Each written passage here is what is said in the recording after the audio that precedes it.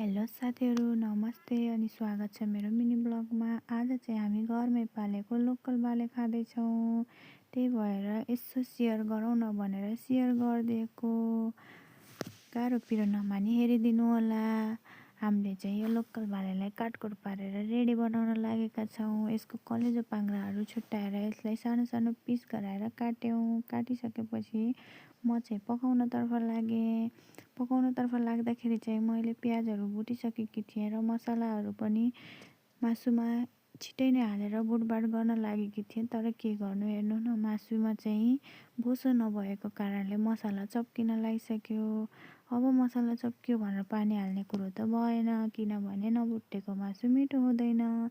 मैले हार नमानी चलाएर ढाकढुक पार्दै चलाउँदै गरेँ। ढाकेर यसो हेर्छु भन्दा त मासु त राम्रो देखिएको, ग्रेभी निस्किसकेको होइन। त्यसपछि चाहिँ नि मैले अझै एकछिन भुट्छु, अझै निस्किन्छ भनेर भुटेर ढाकढुक पारेँ। ढाकढुक पारेर फेरि हेर्दाखेरि त झन् धेरै ग्रेभी, यत्तिकै खाउँ खाउँ जस्तो भइसकेछ मासु। तर मैले टमाटर समाटर केही हालेकी थिएन। अब टमाटर समाटर हालेर मैले चलाइचुलाई गरेर ढाकढुक पारेर हेरेर अब यो मासुको चाहिँ ग्रेभी खाएर त हुँदैन, लोकल भालेको चाहिँ झोल नै खानुपर्छ यो जाडोमा भनेर पानी हालेर मैले यसलाई ढाकेर एकछिन उम्लिन दिएर उतारेको भिडियो देखाउन पाइनँ। यहाँसम्म मेरो भिडियो हेरिदिनु भएको